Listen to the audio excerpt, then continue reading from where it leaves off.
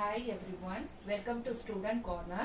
Today we are going to discuss about theories of capital structure. So first let us understand what is meant by capital structure.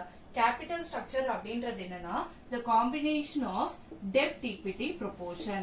ஒரு கம்பெனில இன்டர்னலா fund raise பண்ண முடியலனா they are going in for the external support. So funds வந்து வெளியில இருந்து borrow பண்ண ஆரம்பிக்கிறாங்க. So they can go in for bank, financial institutions அந்த மாதிரி போயிட்டு they can raise the loans, short term, long term, medium term loans raise பண்ணலாம். Or else they can go in also for the public subscription. Debentures மூலமா equity shares, preference shares மூலமாவும் வந்து ஒரு company வந்து fund raise பண்ணிக்கலாம். So அப்படி பார்க்கும்போது capital structureன்றது debt, equity, proportion அந்த combination தான் வந்து capital structure ன்னு சொல்றோம். So ஒரு கம்பெனில it depends 60 to 40% இல்ல 50-50% அந்த மாதிரி இத 40-60% அந்த மாதிரி வந்து debt equity proportion இருக்கும். So இதுல நம்ம இன்னைக்கு டிஸ்கஸ் பண்ண போறது என்னன்னு பாக்கும்போது theories of capital structure. இந்த theories of capital structureல நம்ம ரெண்டா பிரிக்கிறோம். ஒன்னு theories of irrelevance ன்னு பிரிக்கிறோம், ஒன்னு theories of relevance ன்னு பிரிக்கிறோம். Relevance theory actually என்ன basic concept அப்படின்னு பாக்கும்போது capital structureனால ஒரு கம்பெனியோட market value affect ஆகுமா ஆகாதா அப்படின்னு சொல்றதுதான் வந்து theories of capital structure ஓட main aspect. So ஒரு கம்பெனியோட capital structure அதாவது இந்த debt equity proportion வந்து அதோட market value கம்பெனியோட market value affect பண்ணாது அப்படின்ற அந்த ரிலேஷன்ஷிப் வந்து ஸ்டடி பண்றதுதான் theories of capital structure. இதுல ரிலவன்ஸ் தியரியில வந்து அஃபெக்ட் ஆகும் ஒரு கேபிட்டல் ஸ்ட்ரக்சர்னால கண்டிப்பாக அவங்களோட மார்க்கெட் வேல்யூ அஃபெக்ட் ஆகும் அப்படின்னு சொல்றது relevance theory. Theories of irrelevance வந்து there is no such relationship between the capital structure and the market value of the firm அப்படின்னு சொல்றது வந்து irrelevance theory. So இது கீழ actually 4 approaches நம்ம ஸ்டடி பண்ணுவோம். So first one பாத்தீங்கன்னா net income approach. So there is some relationship. So capital structureனால market value affect ஆகும் அப்படின்னு சொல்றது வந்து net income approach. So அத propose பண்ணது டேவிட் டுரான்ட்ற person. So next வந்து irrelevance theory கீழ so we are going to discuss about net operating income approach. Net operating income approach. So இந்த net income approach, net operating income approach ரெண்டுமே propose பண்ணது யாரு எந்த person பாத்தீங்கன்னா same David டுரான்ட்ற person தான் வந்து relevance theory கீழ வந்து net income approach and net operating income approach என்னுடைய approach வந்து irrelevance theory கீழ கொடுத்திருக்காரு. அடுத்தது MM approach which is Modigliani Miller approach. So the person யார் அத வந்து இது பண்ணாங்களோ அவங்க பேரு வந்து Modigliani and Miller. So அதனால வந்து இது Modigliani Miller approach MM approachன்றத வந்து propose பண்ணிருக்காங்க. So அதனால இது MM approach Modigliani Miller approach. And ஒரு approach வந்து traditional approach இருக்கு which is otherwise known as intermediate approach. So வந்து ஒரு கம்பெனியோட market value of the firm வந்து ஒரு லெவலுக்கு வந்து கேபிட்டல் ஸ்ட்ரக்சர்னால அஃபெக்ட் ஆகும் அப்படின்னு சொல்றது வந்து traditional approach or the intermediate otherwise known as intermediate approach. So இன்னைக்கு நம்ம டிஸ்கஸ் பண்ணக்கூடிய கான்செப்ட் இதுல மெயின் திங் என்ன ஆஸ்பெக்ட் டிஸ்கஸ் பண்ண போறோம்னா நெட் இன்கம் அப்ரோச் தான் நம்ம வந்து இன்னைக்கு செஷன்ல வந்து டிஸ்கஸ் பண்ண போறோம். சோ நெட் இன்கம் அப்ரோச்னா என்ன, அதோட பேசிக் அசம்ஷன்ஸ் என்ன அப்படின்றது யார் அதை ப்ரொபோஸ் பண்ணிருக்காங்க அப்படின்றத இன்னைக்கு செஷன்ல நம்ம வந்து டிஸ்கஸ் பண்ண போறோம். So first let us come to know about what is meant by net income approach.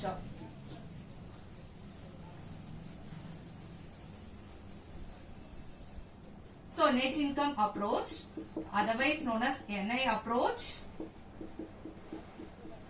NI approach னு நம்மளோட ப்ராப்ளம்ஸ்ல கொடுத்திருப்பாங்க.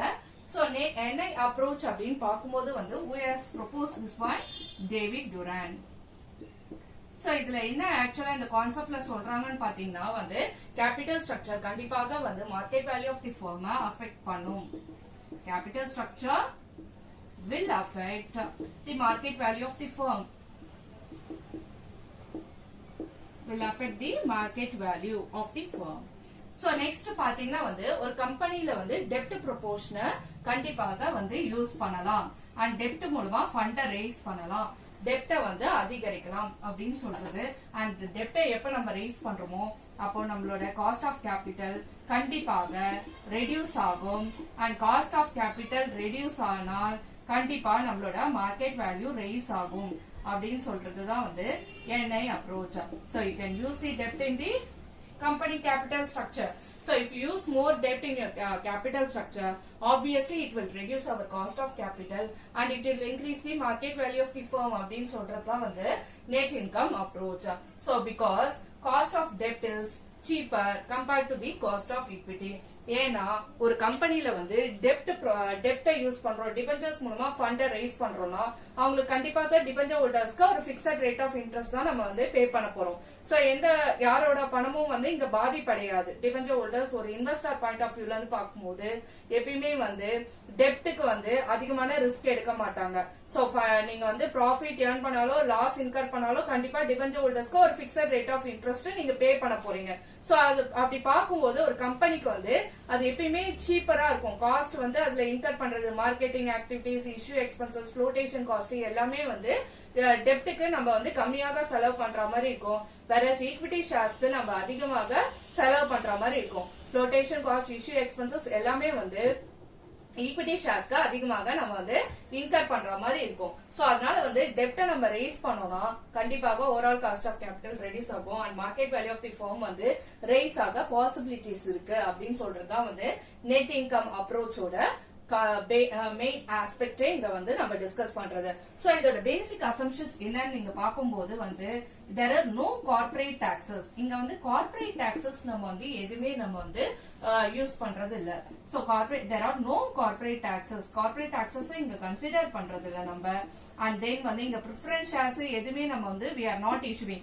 only two kinds of source of finance இங்க கன்சிடர் பண்றோம். ஒன்னு வந்து டிபெஞ்சர்ஸ் மூலமா ஃபண்ட் ரைஸ் பண்றோம், இன்னொன்னு ஈக்விட்டி ஷேர்ஸ் மூலமா ஃபண்ட் ரைஸ் பண்றோம் அப்படின்றத மட்டும் தான் இங்க வந்து பேசிக் அசம்ஷனா நம்ம வந்து தியரிஸ் ஆஃப் கேபிட்டல் ஸ்ட்ரக்சர் கீழே நம்ம டிஸ்கஸ் பண்றோம்.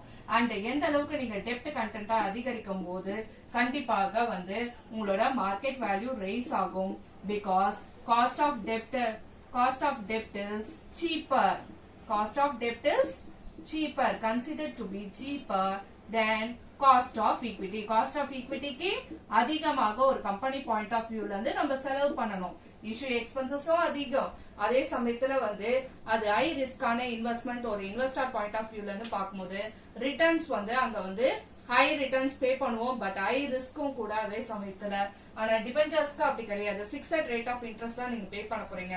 சோ அதனால வந்து அது சீப்பா ஈஸியா வந்து ஒரு கம்பெனியால ரைஸ் பண்ண முடியும் funds.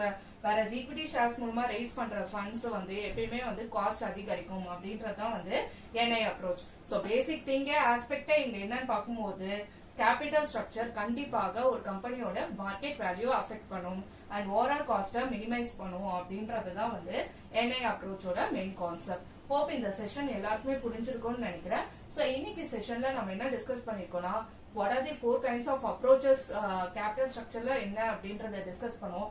and then is there any relationship between capital structure and market value of the firm அப்படின்றத டிஸ்கஸ் பண்ணிருக்கோம். அண்ட் அதே சமயத்துல நம்ம வந்து நெட் இன்கம் அப்ரோச்சோட கான்செப்டும் அதோட பேசிக் அசம்ஷன்ஸும் டிஸ்கஸ் பண்ணிருக்கோம்.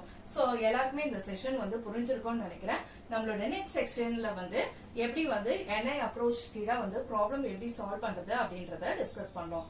Thank you so much.